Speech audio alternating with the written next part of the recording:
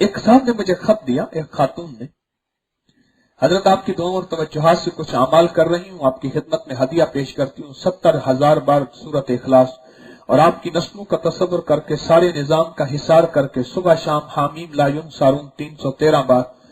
और आगे सुने जो मैं पढ़ रहा हूं गौर से जरा। रोजाना कोशिश करती हूं कि एक निसाब कलमे का खत्म कर दूं 70,000 दफा,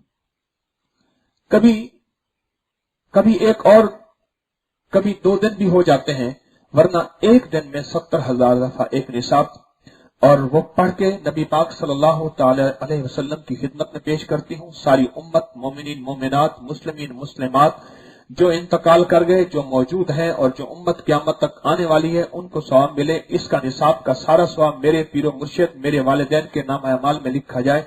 कोई इंसानी शैतानी ताकतें मुखालिफिन हासिदीन से महफूज रहने के लिए और कोई हमारे खानदान और पीर मुर्शिद के दरमियान में वसाफे से रुकावटें न डाल सके। आपकी नस्लों खानदान का सारा नेटवर्क का तस्वुर करके अगला वजीफा सुने। क्या पढ़ती हूं मैं? आप सूरत अनाम की आयत नंबर 45 फकुत अदाबिरुल कौमिल लजीना ज़लमू वल्हम्दुलिल्लाहि रब्बिल आलमीन 5,000 या 11,000 रोजाना पढ़ती हूं। 5,000 और 11,000, और रोजाना सूरत मुज़म्मिल 40, 50 और 100 बार पढ़ के आपको हदिया करती हूँ और सबको हदिया करती हूँ।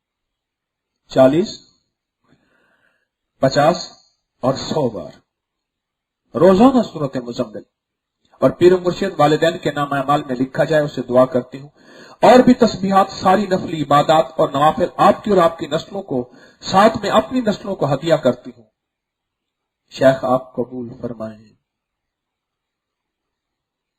आप एक चीज महसूस कर रहे हैं, इसमें उसने सिर्फ अपनी जात को नहीं लिया, उम्मत को लिया है।